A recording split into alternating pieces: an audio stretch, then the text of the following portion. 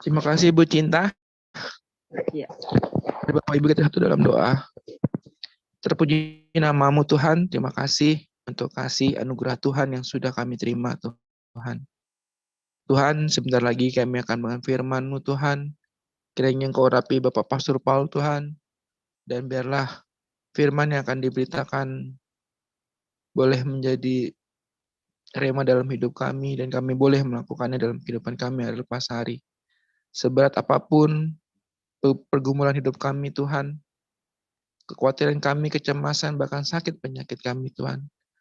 Biarlah kami boleh belajar dari setiap firman yang akan disampaikan Tuhan. Kiranya Tuhan, layakkan kami untuk duduk diam sejenak di hadapan-Mu.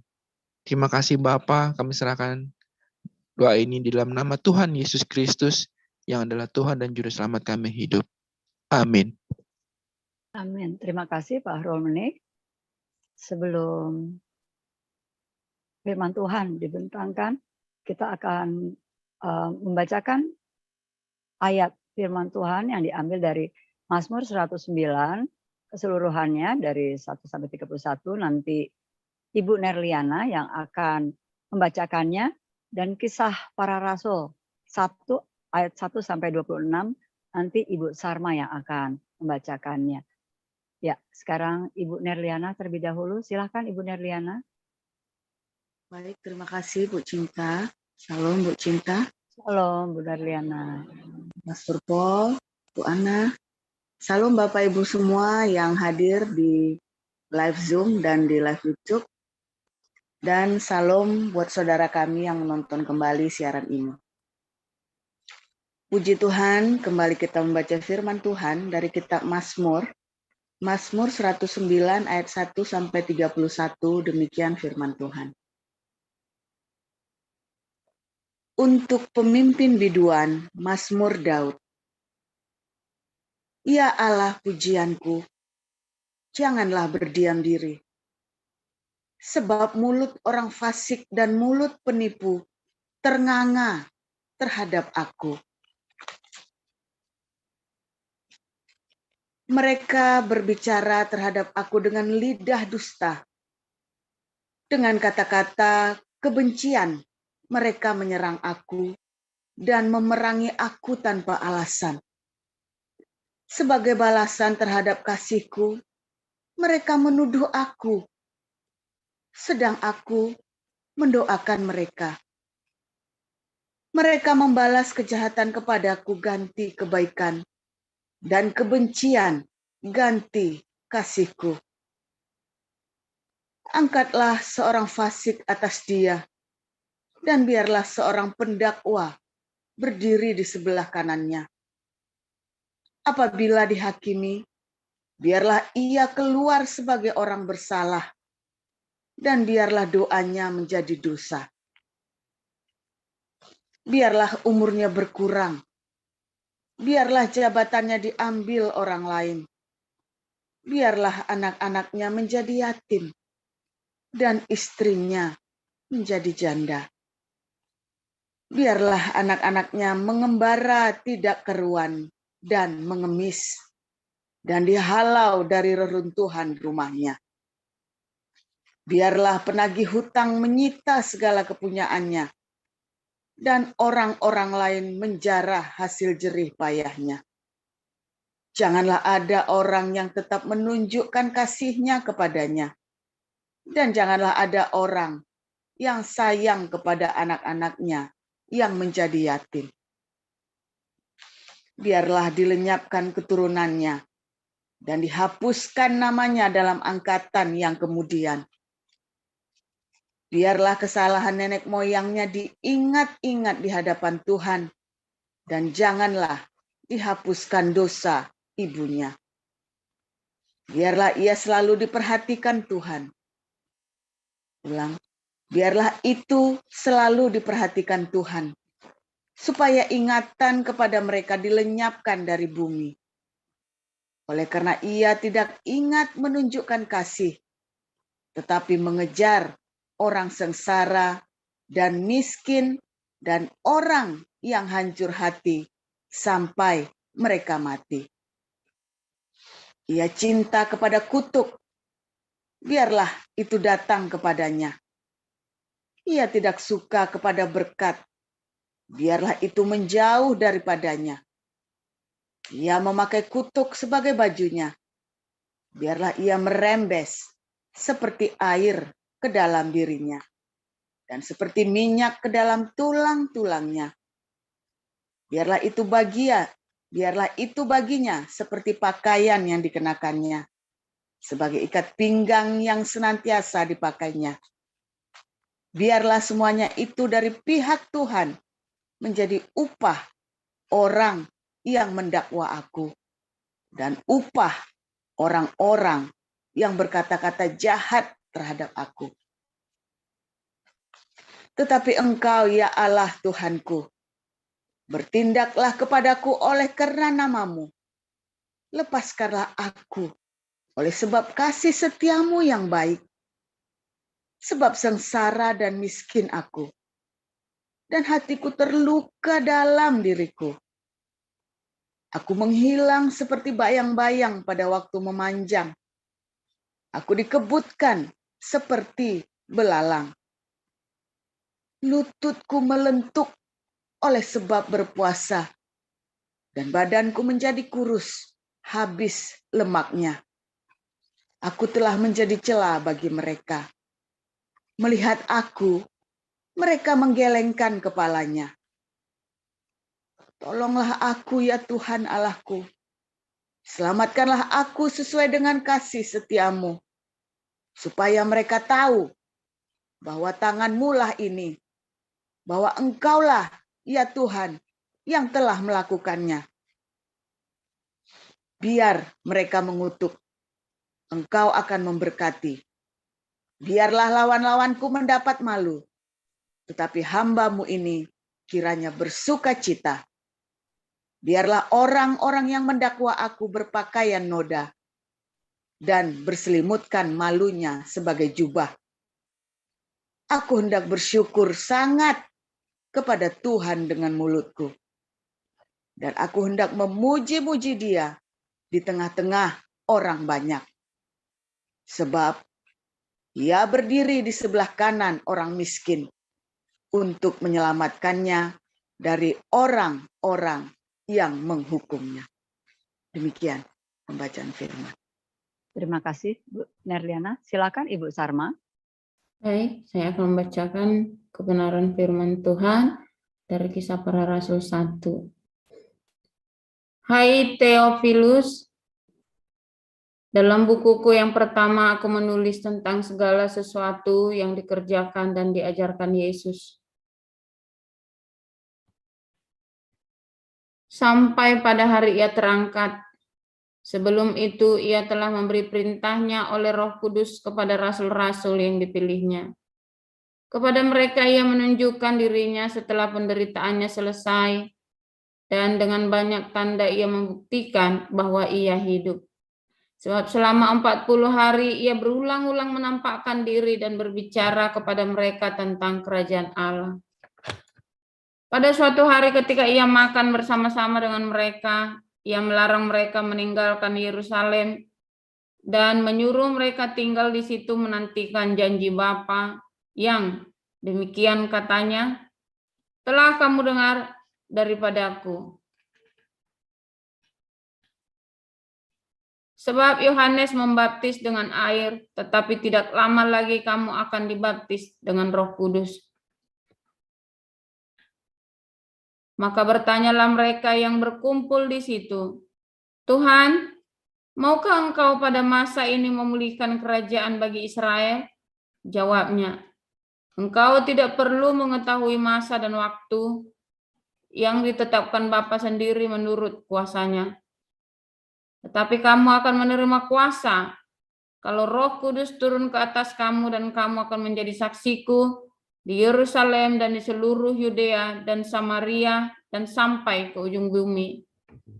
Sesudah Ia mengatakan demikian, terangkatlah Ia disaksikan oleh mereka, dan awan menutupnya dari pandangan mereka. Ketika mereka sedang menatap ke langit waktu Ia naik itu, tiba-tiba berdirilah 2 orang yang berpakaian putih dekat mereka, dan berkata kepada mereka, "Hai orang-orang Galilea, mengapakah kamu berdiri melihat ke langit?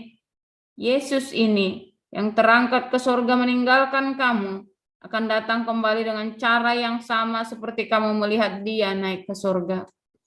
Maka kembalilah rasul-rasul itu ke Yerusalem dari bukit yang disebut Bukit Zaitun, yang hanya seperjalanan sabat jauhnya dari Yerusalem. Setelah mereka tiba di kota, naiklah mereka ke ruang atas tempat mereka menumpang. Mereka itu ialah Petrus dan Yohanes, Yakobus dan Andreas, Filipus dan Thomas, Bartolomeus dan Matius, Yakobus bin Alfeus, dan Simon orang Zelot, dan Yudas bin Yakobus. Mereka semua bertekun dengan sehati dalam doa bersama-sama dengan beberapa perempuan serta Maria, ibu Yesus, dan dengan saudara-saudara Yesus.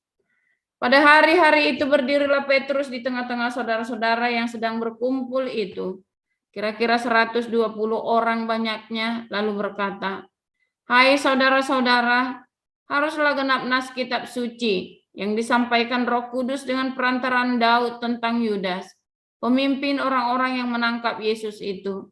Dahulu ia termasuk bilangan kami dan mengambil bagian di dalam pelayanan ini. Yudas ini telah membeli sebidang tanah dengan upah kejahatannya, lalu ia jatuh tertelungkup dan perutnya terbelah, sehingga semua isi perutnya tertumpah keluar. Hal itu diketahui oleh semua penduduk Yerusalem, sehingga tanah itu mereka sebut dalam bahasa mereka sendiri Hakaldama, artinya tanah darah. Sebab ada tertulis dalam kitab Mazmur, biarlah perkemahannya menjadi sunyi dan biarlah tidak ada penghuni di dalamnya, dan biarlah jabatannya diambil orang lain. Jadi harus ditambahkan kepada kami seorang dari mereka yang senantiasa datang berkumpul dengan kami selama Tuhan Yesus bersama-sama dengan kami, yaitu mulai dari baptisan Yohanes sampai hari Yesus terangkat ke surga, meninggalkan kami untuk menjadi saksi dengan kami tentang kebangkitannya. Lalu mereka mengusulkan 2 orang, Yusuf yang disebut Barsabas dan yang juga bernama Justus dan Matias. Mereka semua berdoa dan berkata, "Ya Tuhan, Engkaulah yang mengenal hati semua orang. Tunjukkanlah kiranya siapa yang Engkau pilih dari kedua orang ini untuk menerima jabatan pelayanan, yaitu kerasulan yang ditinggalkan Yudas yang telah jatuh ke tempat yang wajar baginya." Lalu mereka membuang undi bagi kedua orang itu, dan yang kena undi adalah Matias, dan dengan demikian ia ditambahkan kepada bilangan ke-11 rasul itu. Demikian. Terima kasih, Bu Nerliana. Ya, silakan Pastor Paul yang akan menyampaikan. Ya, haleluya. Firman Tuhan selalu baru setiap hari. Ketika kita senantiasa hidup melekat erat kepada Tuhan, ya. Ya, ini di atas masih panas, jadi saya harus di bawah ini. Nah, saudara, ketika para rasul ini berkumpul, Yudas itu sudah bunuh diri, ya, mati. Nah, lalu Petrus mengutip firman Tuhan itu bahwa jumlahnya tinggal 11, harus genap 12. Ya, karena semua orang Yahudi tahu angka-angka ini, ya. Alkitab itu mengenal angka-angka, ya. Dari mulai 3, 2, 1, 3, 12, 4, nah tadi kelewatannya 1, 3, 4, 7, 12, 24, 40, 70, ya 120, 144. Alkitab itu mengenal angka-angka, dan angka-angka itu punya makna, saudara. 153, itu ada angka-angka keramat di dalam Alkitab seperti itu, saudara. Nah, jadi waktu Petrus dengan spontan, karena dia orang sanguin, ya, langsung spontan, ini kurang satu nih, tambahin satu ya. Tapi dia lupa, saudara, firman Tuhan, maklum, belum dipenuhi Roh Kudus. Petrus lupa bahwa bukankah aku yang memilih kamu? Bukan mereka yang memilih diri mereka sendiri, saudara. Dia pikir dengan buang undi mereka memilih menggantikan tempatnya. Oh enggak. Yesuslah yang memilih secara langsung, secara pribadi, dipanggil satu-satu, saudara. Bukan karena undian. Ya, sehingga kita tahu Yesus kemudian mendatangi seorang rabi Yahudi, Paulus, ya, dan dialah yang dipilih menjadi rasul. Saudara. Dan luar biasa sekali gebrakan para rasul ini. Dan saya yakin dialah penggantinya Yudas, saudara, si Rasul Paulus ini. Ya, karena pilihan dari Tuhan langsung. Nah, saudara, banyak sekali ya kita di dalam kehidupan sehari-hari melakukan prasangka karena kenaifan kita, ya, karena kenaifan kita, ketidaktahuan kita. Kita terbujuk ya oleh sebuah tren. Nah, trennya kemana nih? Ke sana. Trennya ke sana. Itu saudara terprovokasi untuk melakukan hal-hal tersebut sesuai dengan trennya. Akibatnya, saudara, Anda seringkali tidak berpikir dengan jernih. Dari mulai mengambil keputusan untuk dirimu sendiri maupun untuk orang lain, dari mulai keputusan-keputusan berupa tindakan-tindakan maupun perkataan-perkataan, ide maupun opini, saudara. Nah, berapa minggu ini kita dihebohkan dengan Jenderal Sambo, ya kan? Opini, semua orang cerita beropini kemana-mana, saudara. Lalu saya dengan sengaja memberikan opini yang lain, ya, yang tentu sebetulnya masuk akal. Tapi bagi orang yang sudah hidup di dalam kebutaan, kan udah kalap, saudara. Dia nggak akan bisa terima opini yang lain. Nah, saudara, coba contohnya, saudara, ya. Kalau ada satu orang ya mencuri, dituduh mencuri, saudara. Contohnya di grup inilah, ya. Kalian nih, ibu cinta tiba-tiba nggak tahu juntrungannya kemana, nanti yang lain bisa ikut jauhin Bu Cinta loh. Padahal yang ngomong mungkin nggak sengaja nih, nggak sengaja Bu Sarma, nggak sengaja bilang, tetapi dia lagi menyimpulkan Ibu Cinta mencuri. Semua orang langsung bisa menjauhi Ibu Cinta loh, padahal nggak tahu sebabnya. Bukannya nanya, kadang-kadang malah nggak pakai nanya dulu, malah kadang-kadang langsung kamu mencuri ya, langsung gitu ya. Ngeri, saudara. Itu yang terjadi, ya. Itu yang terjadi, saudara. Waktu kita memutuskan hubungan kerja dengan Pak Pute, ya, saya begitu langsung reaksi orang, ya. Pak Pute mencuri, Pak Pute mencuri. Saya kaget, saudara. Jahat sekali ini orang-orang, ya. Apakah Pak Pute mencuri? Tidak loh, saudara. Dia tidak mencuri loh. Jahat sekali orang-orang ini, ya. Saya kaget tuh dengan reaksinya orang-orang Kristen, dan ada di grup kita pula. Saya tidak pernah ngomong Pak Pute mencuri loh kepada khalayak ramai loh, ya. Saya berkata, ya, ini kalau diteruskan berpotensi kriminal, prosedur-prosedur seperti ini, dan saya sudah pengalaman hal yang begini. Bukan Pak Pute mencuri, tetapi saudara lihat, orang itu senang kalau orang lain celaka, saudara. Orang itu senang kalau orang lain celaka. Orang itu nunggu-nunggu Anda itu jatuh. Orang itu nunggu-nunggu Bu Vivin, Pak Alex, ya, Pak Santiamer, nunggu-nunggu Pak Stephen, bahkan nunggu saya jatuh, saudara. Bu Lianti kolaps. Orang itu nunggu. Suatu ketika, saudara, saya jadi wakil gembala. Ada board, ya, board pastoral, ya. Jadi saya salah satu yang wakil gembala namanya, ya, di sebuah gereja yang cukup besar, saudara.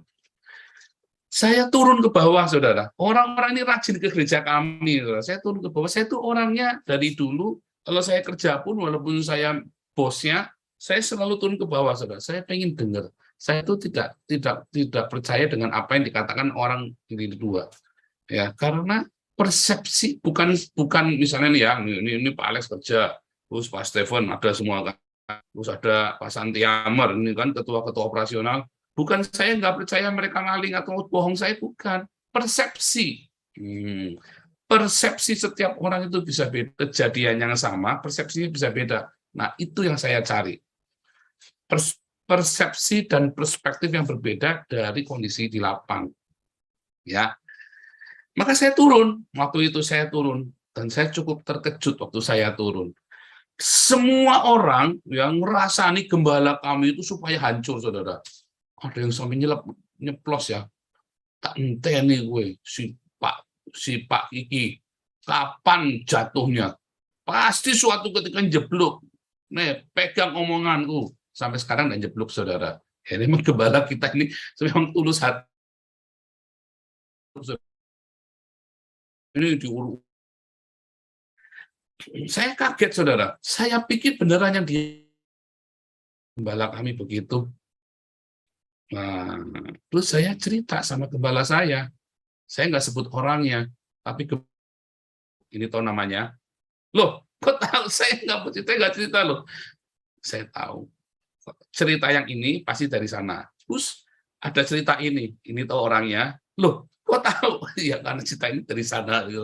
Kamu tahu nggak? Mereka itu kami, walaupun saya sudah tahu dia itu jahat sekali sama kami, tetapi tetap saya kasih pelayanan supaya dia melihat dengan dekat bagaimana kehidupan kami.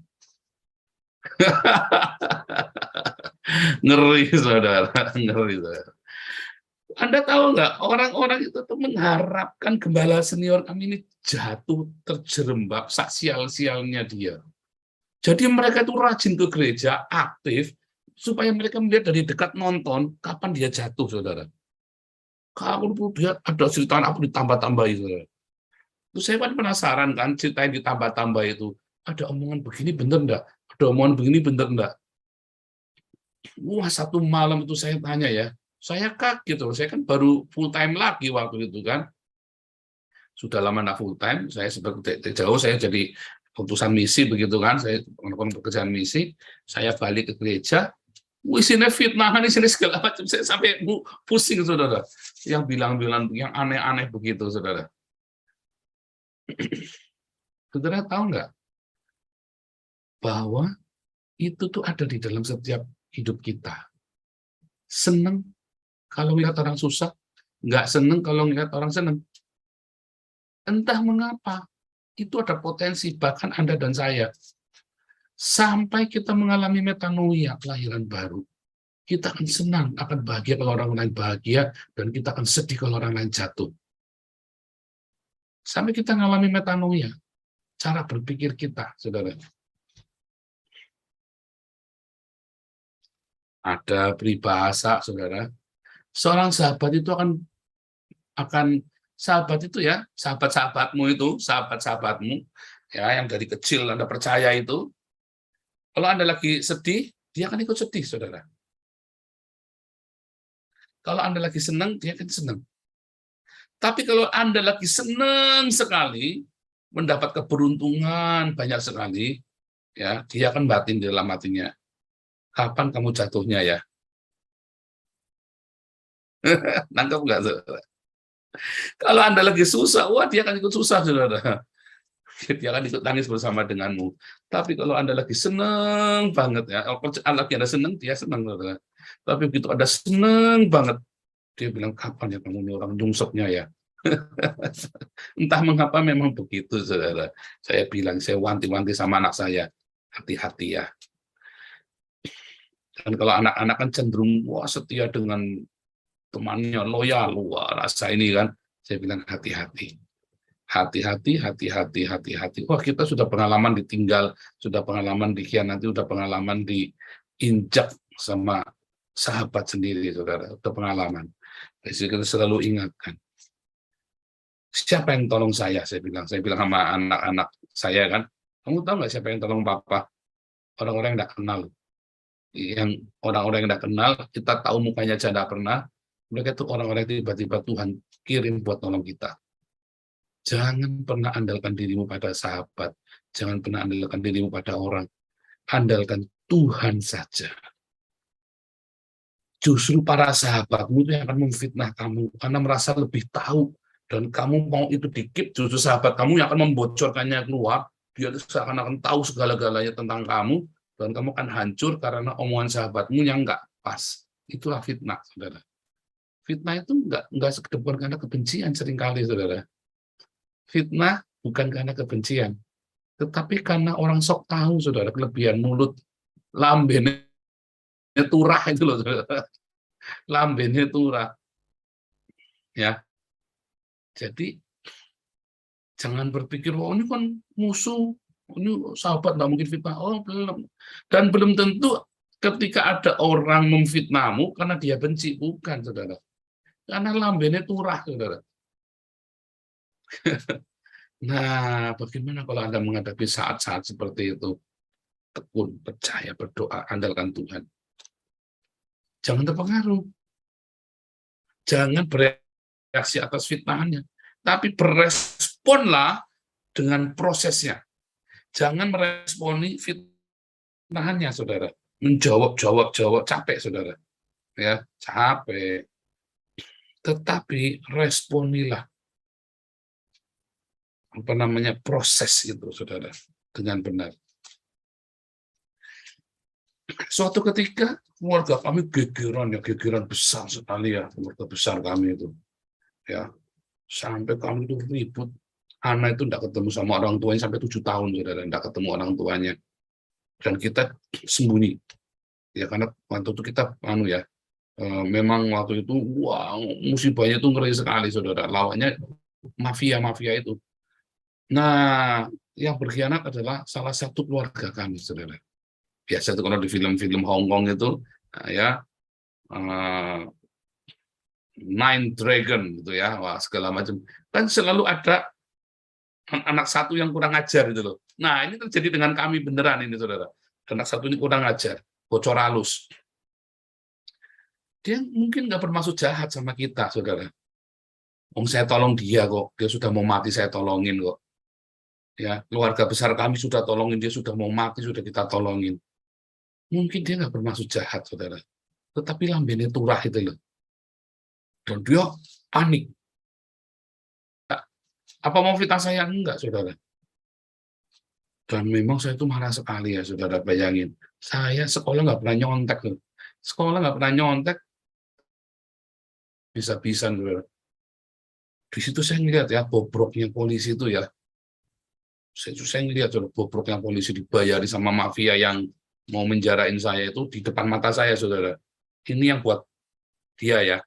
Wah, kurang ajar, saudara. Ini yang buat dia, sambil nunjuk saya. Ini yang buat dia. Kasih duitnya ke polisi. Biar saya masuk, saudara. Masuk, saudara. Di depan mata saya, kurang ajar sekali. Dia mau menunjukkan betapa hebatnya dia, saudara. Saudara, malam itu saya puasa 40 hari 40 malam ya.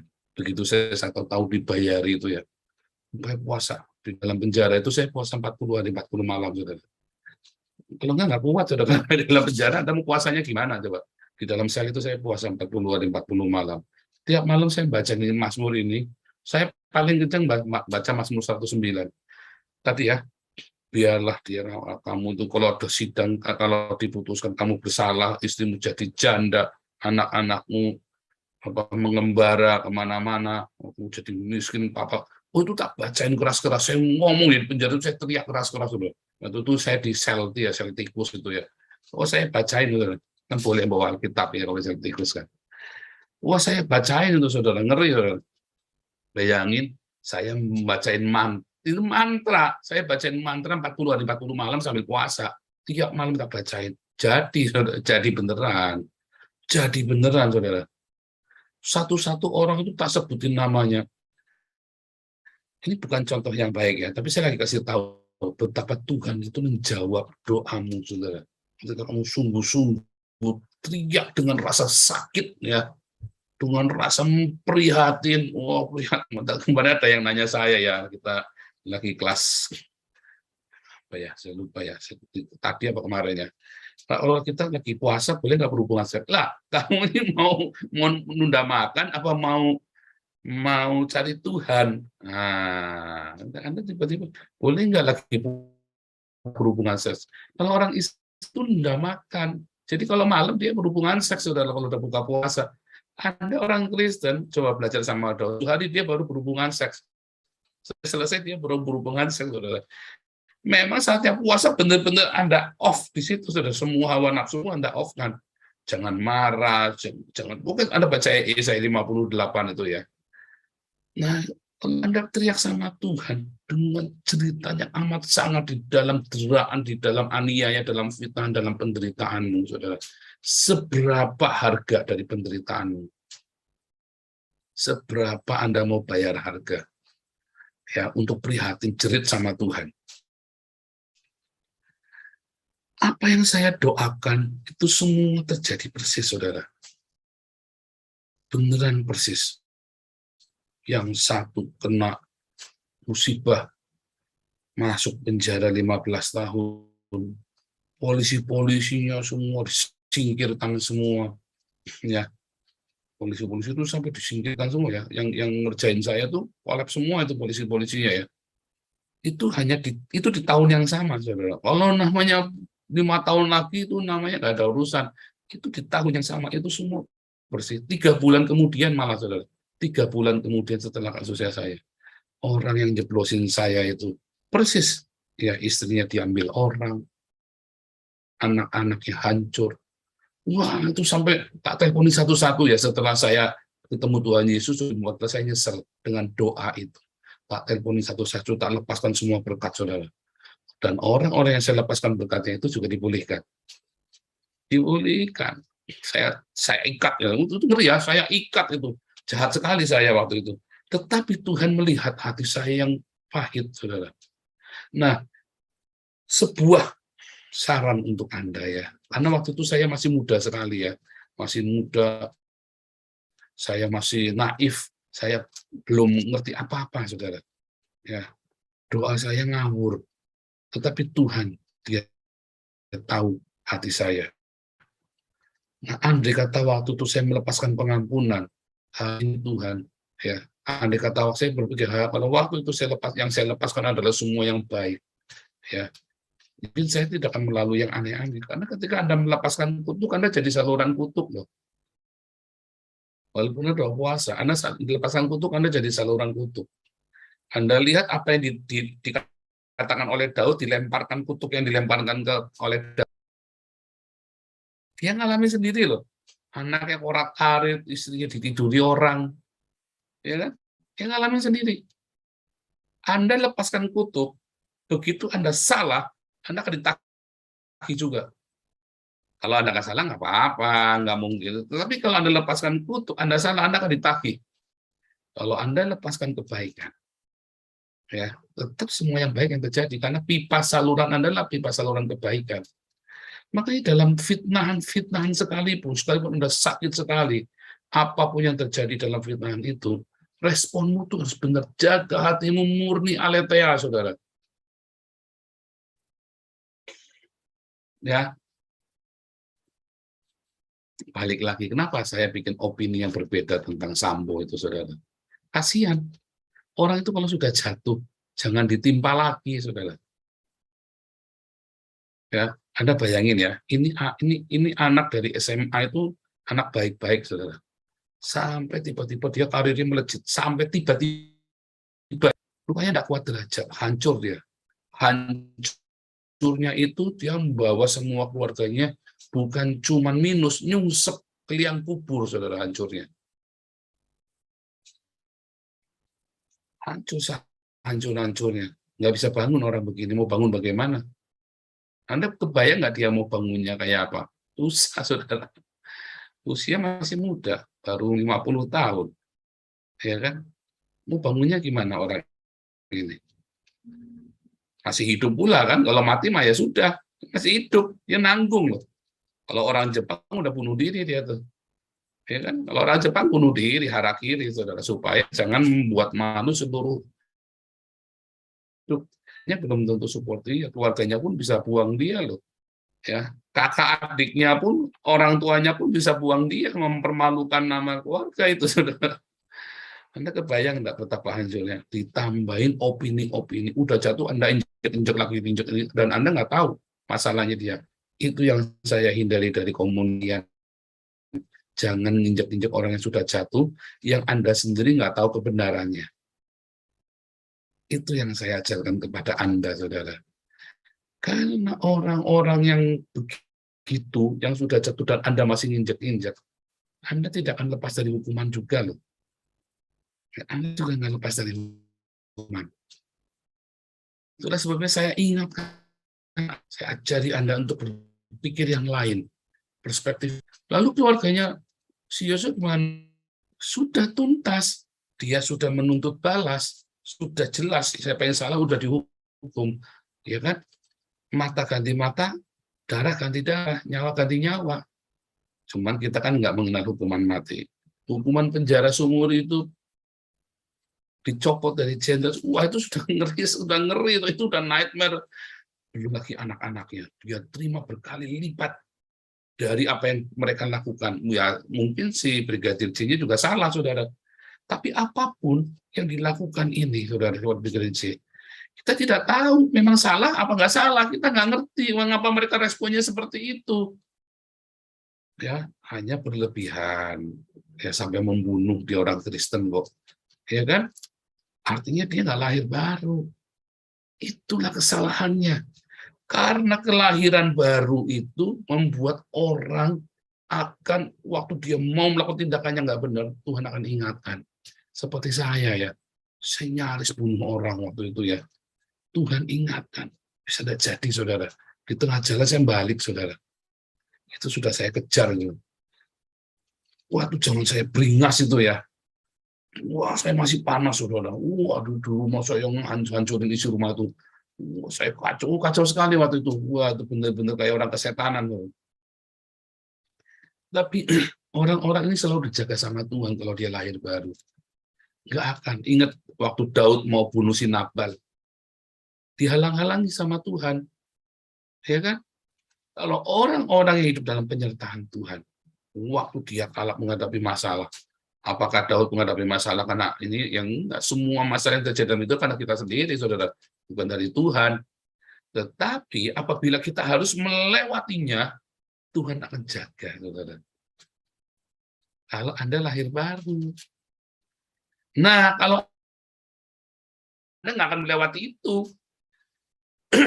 Anda melewati hal yang buruk itu, badai yang sampai Anda berbuat sampai itu karena Anda nggak metanoia, udah pasti, udah lahir baru nggak metanoia, atau lahir baru pun nggak metanoia. Orang kalau sudah metanoia dia nggak akan sampai ke sana, tidak akan, saudara.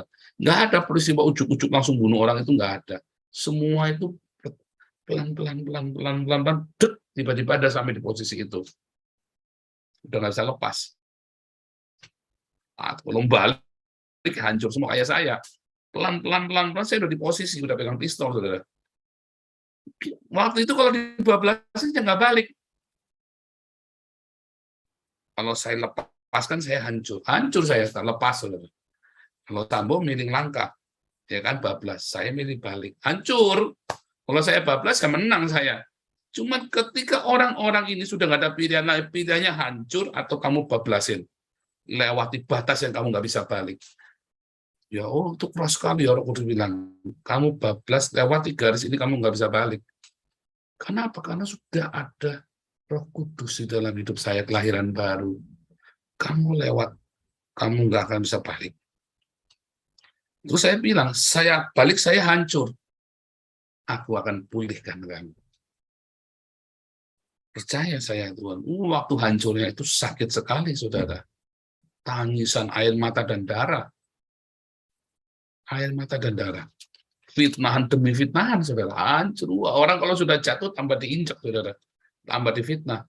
Orang kalau sudah jatuh, tambah difitnah, tuh nggak bisa ngelaut. Mau apa lagi? Orang udah fitnah, tambah terbenam lagi, saudara. Nah, di saat itulah responmu harus benar. Memang saat itulah saatnya kamu harus merendahkan diri serendah-rendahnya. Disitulah Tuhan ajari saya metanoia. Bagaimana hidup yang baru, pikir yang baru, pola pikir yang baru, karakter yang dirubahkan. yang hari-hari ini saya ajarkan kepada Anda semua. Ya, jadi saudara, mulai betapa pentingnya metanoia dalam hidupmu. Ya, bagaimana Anda akan bisa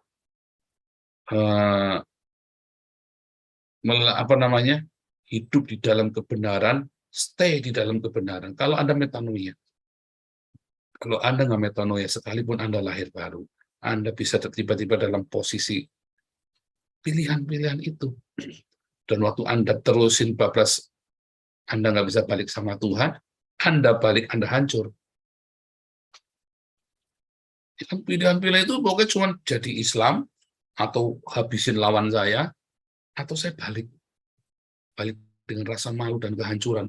Dan saya memutuskan pulang dengan kehancuran dan rasa malu. Saat itu, saudara. Pulang dengan kehancuran dan rasa malu. Pilihannya jadi Islam, ya, jadi ustadz sekalian, ya kan? Banyak yang siap dukung saya dan banyak yang siap modalin saya. Nah, atau saya hantam dia, puas. Hantam musuh saya itu ya, tak bunuh sekalian, puas. Atau saya pulang dengan rasa malu, dengan menanggung semua. Wah, kalau bisa bunuh diri itu, saudara. Ya.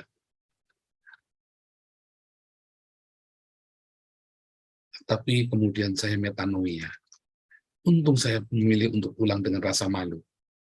Malu, rasa yang luar biasa, berdarah-darah. Dipermalukan, dihancurkan.